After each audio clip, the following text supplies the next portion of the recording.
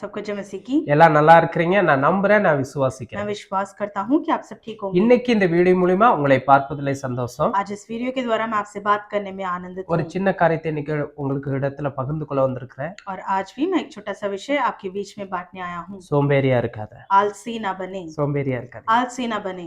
ஒரு ஆதாரமா ஒரு வசனத்தை வாசிக்க விரும்புகிறேன் और इसके आधार पर मैं एक वचन भी पढ़ना चाहूंगा। நீதிமொழிகள் नीति वचन 6ஆம் அதிகாரம் 6 अध्याय 6வது வசனத்துல இப்படியா और சொல்லப்பட்டிருக்குது उसका 6 वचन इस प्रकार कहता है, சோம்பேறியே நீ எருமையினிடத்தில் போய் அதன் வழிகளை பார்த்து ஞானத்தை கற்றுக்கொள் हे आलसी चींटियों के पास जा, उनके काम पर ध्यान दे और बुद्धिमान हो।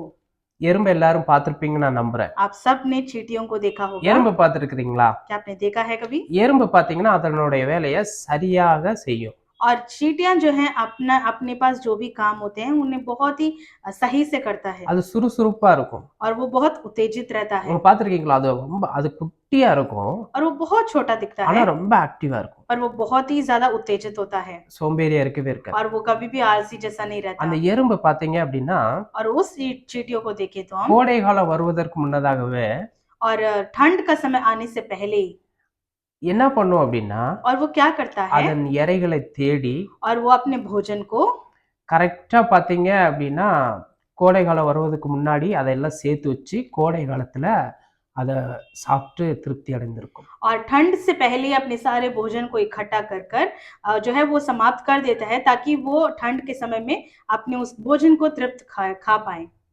அது சோம்பேறியா இருந்துச்சு அப்படின்னா अगर वो आलसी रहे तो அதுக்கு சாப்பாடு அதை சேர்த்து வச்சிருக்காது वो अपने भोजन को इकट्ठा नहीं करता। அநேக நேரங்கள்ல நம்ம कहीं समय हम भी சோம்பேறியா இருக்கிறோம் आलसी जैसे रहते हैं அதனாலதாங்க ஒரு சில காரியங்களை நம்மளால பெற்றுக்கொள்ள முடியல जिसके कारण कुछ विषय को हम प्राप्त नहीं कर पाते நம்ம வேலையை சரியாக செஞ்சா போதுங்க और हम अपने कार्य में बिल्कुल सही रहें।